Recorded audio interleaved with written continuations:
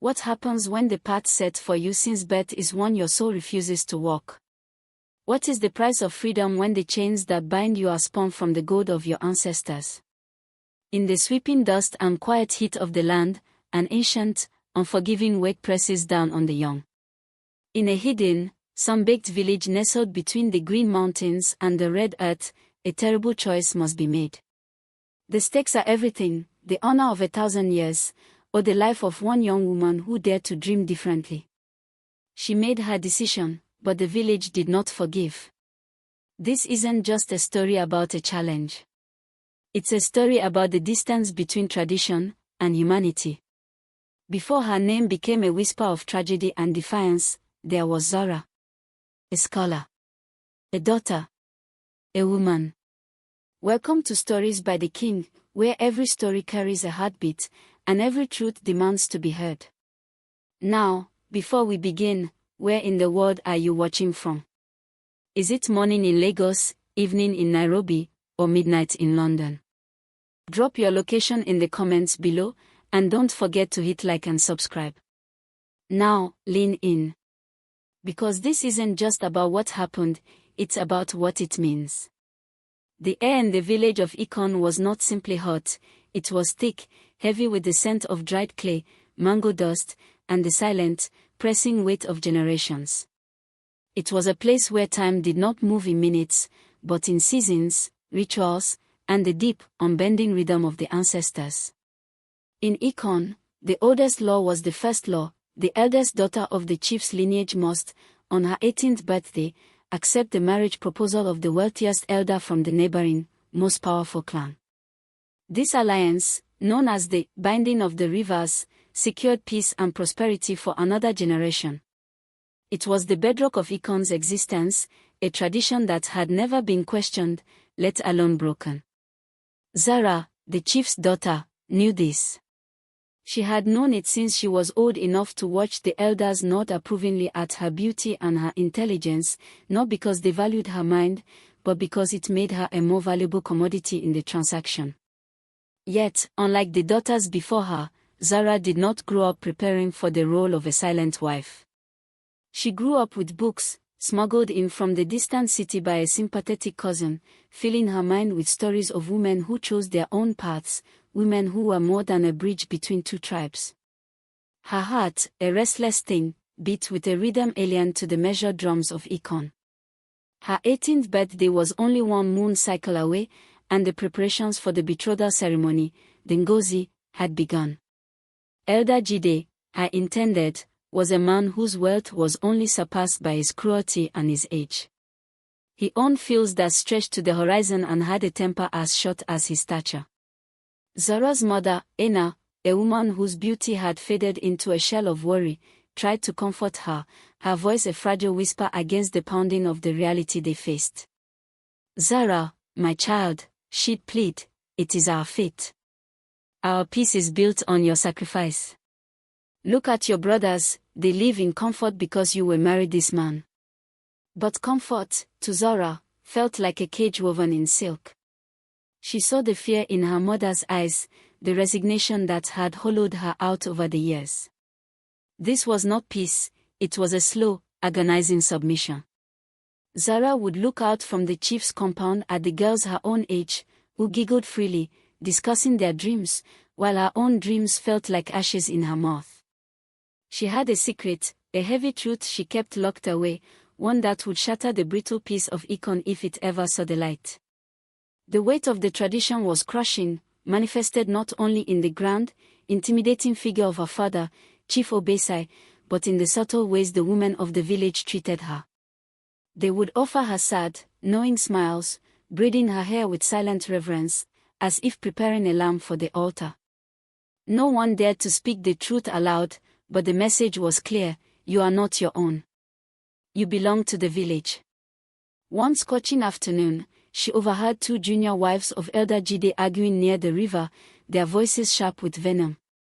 "He treats us worse than his goats," one hissed, displaying a thick, purple bruise on her arm.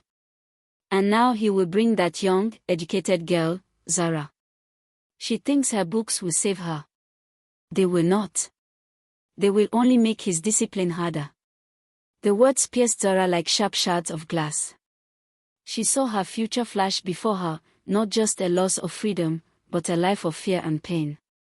The truth was no longer theoretical, it was physical, throbbing on the arm of a stranger. Her resolve hardened from a quiet wish into a fierce, burning conviction. She would not let this happen. That night, she stood before the ancestral shrine, a dark, stony place that smelled of stale offerings and fear. Her father, Chief Obesai, a man of imposing height and even greater silence, had taught her to respect the Ngozi ritual, telling her stories of the great famine the land suffered when a previous daughter tried to run.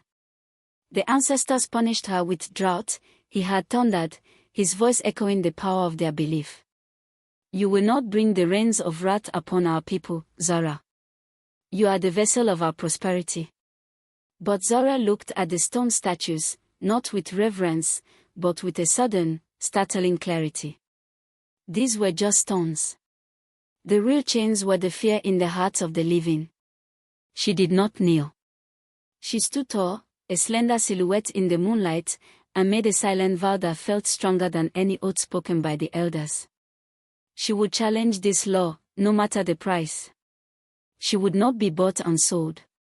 The morning after her vow, she did the unthinkable. During the final public meeting to ratify the Ngozi, with Elder Jide standing smugly, his ceremonial cloth gleaming, and Chief Obesai addressing the silent, expectant crowd, Zara stepped forward. She was supposed to stand demurely behind her mother, a beautiful accessory. Instead, she walked into the center of the ring, facing her father. The air froze. Every single eye, from the chief's guards to the market women, was fixed on her. The silence was so profound she could hear her own heart hammering against her ribs. She looked at her father, then at Elder Jide, and finally, at the sea of her people whose freedom was built on her servitude.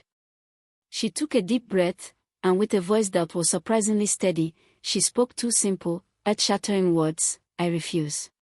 The world of Ikon, stable for 1,000 years, had just been pushed off its axis. The storm was coming, and she was the one who had conjured it. The single, defiant declaration hung in the air, a physical challenge to the sun-baked silence, before the village exploded into a cacophony of gasps, shouts, and angry murmurs. Chief Obesai's face, usually a mask of stoic authority, contorted with a mixture of disbelief and mortal terror. He did not slap her, or shout, or drag her away. He simply stood there, frozen, his eyes the only part of him that moved, frantically scanning the crowd. He knew the true stakes. This was not merely a family dispute, it was an act of treason against the ancestors themselves, and a public insult to the powerful Elder Jide. The elder, recovering quickly from the shock, did not roar or rage. Instead, his voice, low and dripping with menace, cut through the noise. This is not her voice, Chief Obesai. It is the ill-mannered chatter of a child who has read too many foreign books. She is not ready for the honor. Bring her to me in 3 days, and her mind will be straightened. But Zara stood her ground. I speak for myself, Elder Jide. My mind is not bent, but opened. I will not be your wife. I am a woman, not a treaty. The consequence was immediate and brutal, delivered not by the elder, but by her own father, whose shame and fear outweighed his love. Take her. Confine her, he roared, pointing at his guards. Zara was dragged, struggling and silent, back to the compound. But the punishment was not just imprisonment, it was isolation. The chief immediately invoked the sickness of the soul clause of the ancient law, declaring her mentally corrupted and a danger to the spiritual health of the community. In the village, this was worse than death. The wells she drank from were immediately drained and sealed. The market women who had known her since birth recoiled, pulling their children away as she was dragged past, their eyes filled with genuine terror. Her own mother, Ena, did not rush to her defense. Instead, she wept uncontrollably in a corner, mourning not her daughter's imprisonment, but the loss of the village's peace. The moral divide was now absolute, between Zara's individual right to life and the communal, traditional right to stability. The people, driven by the instinct for survival, chose stability. Confined to a small, dark hut at the edge of the compound, guarded by her own cousins, Zara realized the chilling extent of her solitude. The men who guarded her avoided her gaze, shuffling their feet, their silence louder than any accusation. She tried to reason with one of them, a young man named Kwame she had grown up with. Kwame, you know Jide is a cruel man. Do you truly believe the ancestors want a woman to suffer for the tribe's peace? Kwame looked at his feet. Zara, he muttered, the ancestors ask for obedience, not understanding. The river does not question the path of the mountain. You have done the unthinkable. The crops will fail. The children will get sick. It is written. His words, heavy with the weight of unquestioning faith, were the real prison walls. She was fighting not just a man, but the deep, spiritual conviction of an entire community that believed her challenge would bring divine wrath upon them all. The fear of the unseen was the most powerful weapon against her. 3 days later, the chief called the council again, but this time, the atmosphere was funereal. The sun was obscured by a thin layer of smoke from a distant brush fire, making the sky a sickly, ominous yellow, a sign, the elders murmured, of the ancestors' displeasure. Elder Jide was not present. He had sent a messenger with a formal decree. Zara's refusal was a forfeit of the peace treaty. He would not marry her, but he would now march his men onto Ikon's land and claim the most fertile half, citing the breach of ancient covenant. The price of Zara's refusal was no longer just her life, it was the village's land, their food source, their very future. The chief, defeated and broken, walked to Zara's hut. He did not enter. He stood outside the window, his large frame slumped in the evening light. Zara, he whispered, his voice ravaged by grief and responsibility, you have ruined us all. I did not want this for you, but I had to protect our people. Now, I have failed both. The village has judged you. The judgment was swift and absolute. Since she had brought the curse of war and land loss upon them, the village could no longer house her. The tradition was clear, one who forfeits the treaty must be ritually cleansed and exiled. They did not sentence her to death, for that would anger the ancestors further. Instead, they sentenced her to a living death, the walk of shame and scorn, followed by banishment into the desolate, unforgiving scrubland beyond the mountain, a place known only as the empty place, a wasteland from which no one had ever returned. Her mother's tearful face, her father's silent despair, these were her final, agonizing sights. As the sun set, casting long, accusing shadows, Zara was led out, stripped of all her fine clothes, given only a single, small gourd of water, and led through the silent, watching village. Every person she had ever known stood at their doorway, their faces marks of judgment and fear. They did not shout, they did not throw stones. They simply turned their backs on her. The silence of their rejection was the heaviest price she had yet paid, making her realize that to challenge an ancient tradition meant severing every thread that connected her to the world she knew. The walk of shame was a journey not of miles, but of pure emotional devastation. The silence of the village was a deafening condemnation, a collective voice shouting, "You are nothing to us." Zara walked past the well where she used to laugh with her friends, past the school where she had secretly devoured her smuggled books, past the compound where her life was supposed to unfold.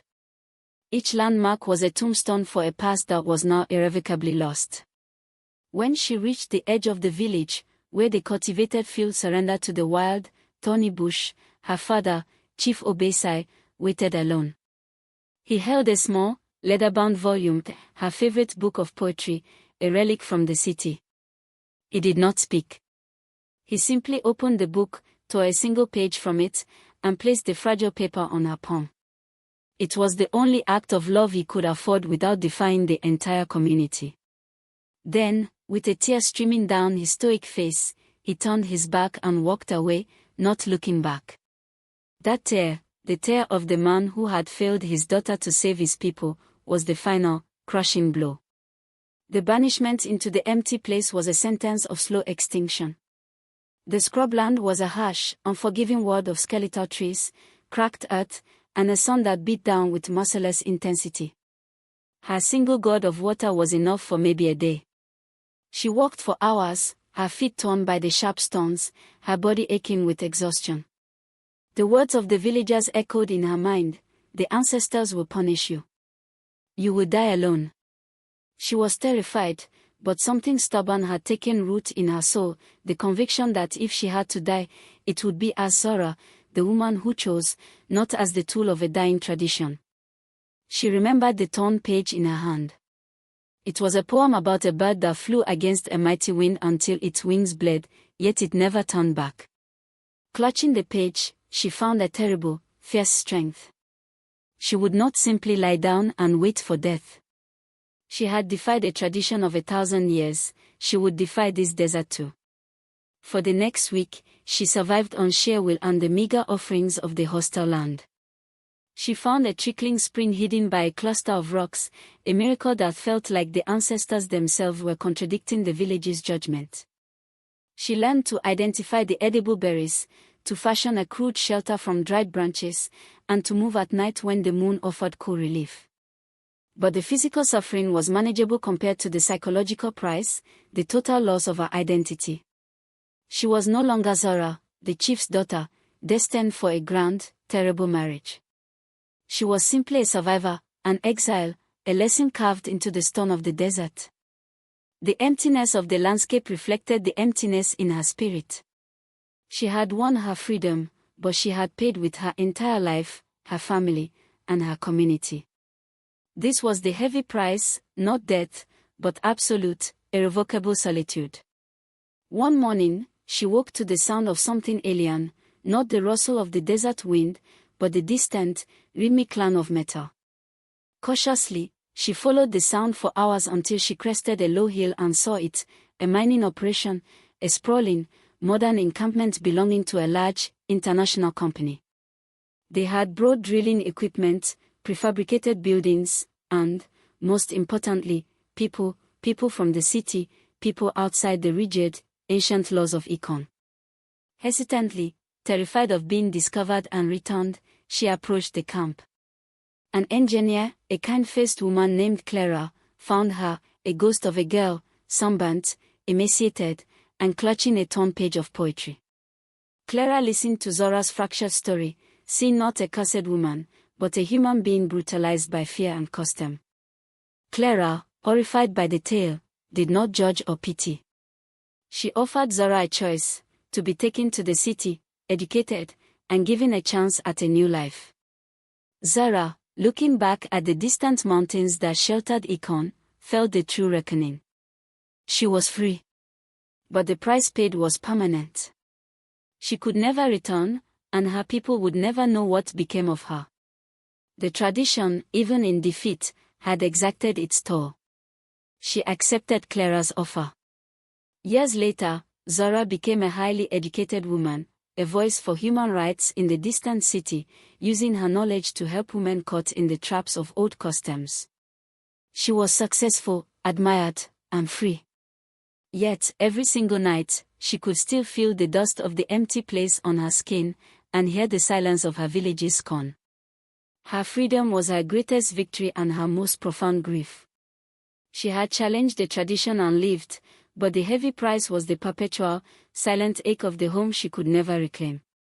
Grace never became a billionaire. But 5 years later, she stood at their 100th school opening, and she knew she had chosen correctly. She was a living testament to the fact that you can win the war against tradition, but you cannot escape the emotional cost of that victory. The heavy price was the home she lost, the family she grieved, and the solitude she learned to live with. This is the universal truth: not all chains are made of iron, some are woven from love, duty, and fear. And breaking them leaves a scar deeper than any wound. A heart that chooses truth over comfort, character over custom, and personal freedom over institutional peace, will never lead you wrong. If this story moved you, hit like, share it, and tell me in the comments, what would you choose, peace at the cost of your freedom, or freedom at the cost of your peace? Subscribe to Stories by the King, where every story carries a heartbeat, and every choice carries a lesson. This is Stories by the King, where love wins, and purpose finds its home.